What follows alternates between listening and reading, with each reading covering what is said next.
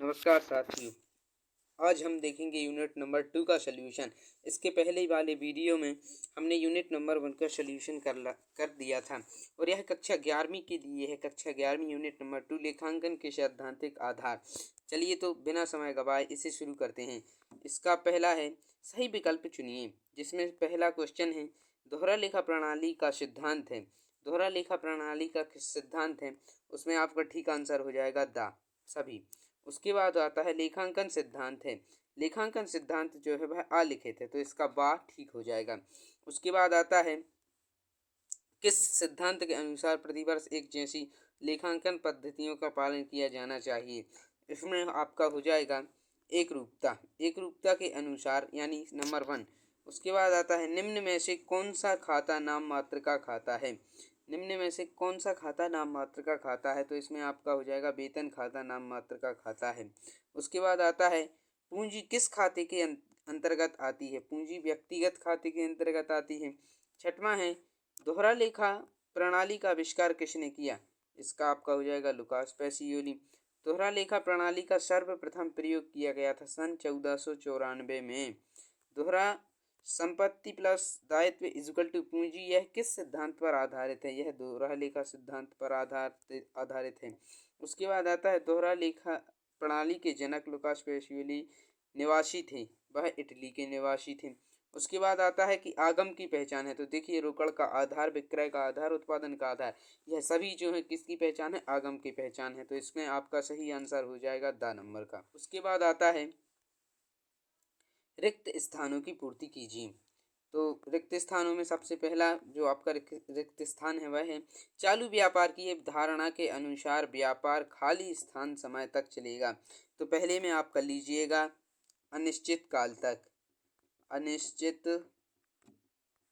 काल तक चलेगा।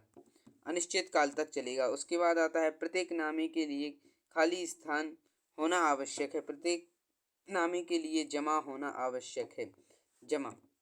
उसके बाद है लेखांकन समीकरण खाली स्थान पर अवधारणा पर आधारित है। किसकी अवधारणा पर आधारित है।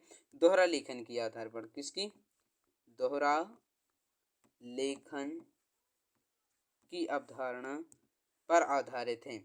संपत्तियों का योग हमेशा पूंजी व दायित्व के खाली स्थान है।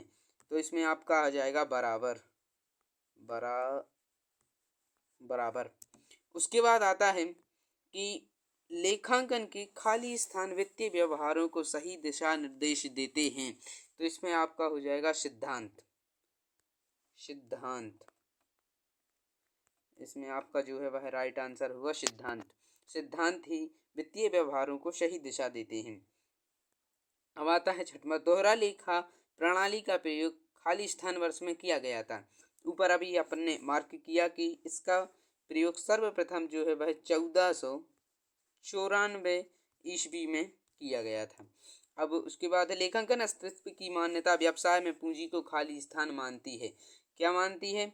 ऋण मानती है। पूंजी को ऋण मानती है। उसके बाद आता है कि संपत्ति माइनस पूंजी प्लस क्या होगा। संपत्ति पूंजी प्लस यहाँ पर आपका आ जाएगा दायित्व। दायित्व हो जाएगा, जो है आपका दायित्व हो जाएगा। उसके बाद है संपत्ति माइनस दायित्व, इसका आप लगा देंगे पूंजी। जब आप संपत्ति में से दायित्व घटाएंगे तो पूंजी निकल के आ जाएगी। उसके बाद आता है लेखांकन मानक बोर्ड की स्थापना कब हुई थी। तो इसका सही आंसर जो है वह आपका हो जाएगा 1977। इसके बाद अब आती हैं सही जोड़ियाँ। तो सही जोड़ियों में अपनी पहली सही जोड़ी है हमारी रूढ़िवादी का सिद्धांत था। रूढ़िवादी का सिद्धांत क्या था। रूढ़िवादी का सिद्धांत था कि संभावित हानियाँ क्या था। संभावित हानियाँ। इसका आप साथ से मिला लीजिए। उसके बाद दूसरा क्या है। दूसरा है स्थिरता का सिद्धांत है। स्थिरता का सिद्धांत क्या है। स्थिरता का सिद्धांत है तुलना अध्ययन। किसका। स्थिरता का जो सिद्धांत है वह है तुलना का अध्ययन। उसके बाद आता है तीसरा स्थायी संपत्ति का सिद्धांत है। स्थायी संपत्ति का सिद्धांत है कि चालू व्यवसाय की अवधारणा आगम के व्ययों की तुलना आगम के व्ययों की तुलना वह होती है मिलान की अवधारणा से। उसके बाद एक वित्तीय वर्ष क्या आता है, उसके बाद एक वित्तीय वर्ष, एक वित्तीय वर्ष का इसमें हो जाएगा आपका लेखांकन अवधि की मान्यता, ये इसमें लेखांकन अवधि की मान्यता हो जाएगी। उसके बाद आता है उपार्जन की अवधारणा। उपार्जन की अवधारणा, उपार्जन की अवधारणा में छठवीं का उपार्जन की अवधारणा इसमें लिख देंगे मिलान का सिद्धांत, यह हो जाएगा मिलान का सिद्धांत। उसके बाद आता है डेबिट व क्रेडिट। डेबिट व क्रेडिट होते हैं, यह किसमें होते हैं, दोहरा लेखा प्रणाली के दो पक्ष होते हैं। डेबिट व क्रेडिट दोहरा लेखा प्रणाली के दो पक्ष होते हैं। लागत अवधारणा 8वें नंबर पर आता है लागत अवधारणा। इसका जो मिलान होगा वह होगा संपत्तियों का कुल क्रय मूल्य होता है, वह लागत अवधारणा होता है। संपत्ति का लागत मूल्य पर लेखा, इसका हो जाएगा ऐतिहासिक लागत का सिद्धांत, 12 नंबर हो जाएगा। उसके बाद है संभावित दायित्व। संभावित दायित्व इसका आप जो एक रहेगा यह गा नंबर वाली की उससे मिला लीजिएगा। उसके बाद आता है सत्य असत्य छांटिए। तो इसमें है लेखांकन सिद्धांत मानव निर्मित हैं, तो यह जो है सत्य है, क्योंकि जो लेखांकन के सिद्धांत है वह किसी न किसी मानव ने ही निर्मित किए हैं। उसके बाद आता है दूसरे नंबर का लेखांकन प्रमाप लेखांकन नीतियों में असमानता लाता है। लेखांकन प्रमाप लेखांकन नीतियों में असमानता लाता है, यह जो है सत्य है, यह असत्य हो जाएगा आपका। उसके बाद आता है लेखांकन प्रमाप मौलिक विवरण होते हैं, यह जो है यह सत्य है, लेखांकन प्रमाप एक मौलिक विवरण होते हैं। उसके बाद है दोहरा लेखा प्रणाली बहुत खर्चीली है, यह भी सत्य है, तो आपका चौथे नंबर का भी सत्य हो जाएगा। 5वां है प्रत्येक नामे के लिए जमा होना आवश्यक है, यह हमने खाली स्थान में भी देखा था, तो यह भी अपना क्या हो जाएगा, सत्य। उसके बाद आता है कि दोहरा लेखा प्रणाली वैज्ञानिक प्रणाली है, यह भी क्या हो जाएगा, सत्य हो जाएगा। उसके बाद आता है पूंजी व्यवसाय के लिए दायित्व है, यह भी जो है सत्य हो जाएगा, इसमें भी आप सत्य कर लीजिएगा। उसके बाद आता है कि किराया खाता व्यक्तिगत खाता है, तो यह भी मैंने अभी ऊपर बताया था आपके लिए, यह भी सत्य हो जाएगा। उसके बाद आता है कि डूबत ऋण व्यवसाय की हानि है, तो यह जो है आपका सत्य हो जाएगा। और दोहरा लेखा प्रणाली में लेखे दो बार किए जाते हैं, दोहरा लेखा प्रणाली में लेखे दो बार किए जाते हैं, यह भी क्या हो जाएगा, सत्य हो जाएगा।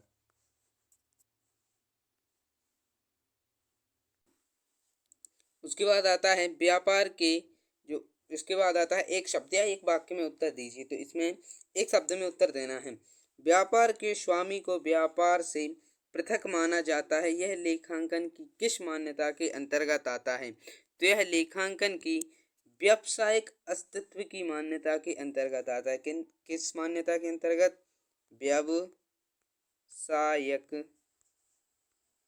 व्यावसायिक अस्तित्व अस्तित्व की मान्यता, व्यावसायिक अस्तित्व की मान्यता के अंतर्गत आता है।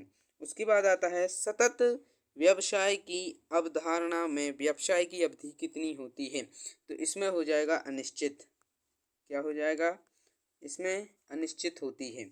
उसके बाद तीसरा आता है आयकर की दृष्टि से लेखा वर्ष होता है, आयकर की दृष्टि से जो लेखा वर्ष होता है वह होता है 1 अप्रैल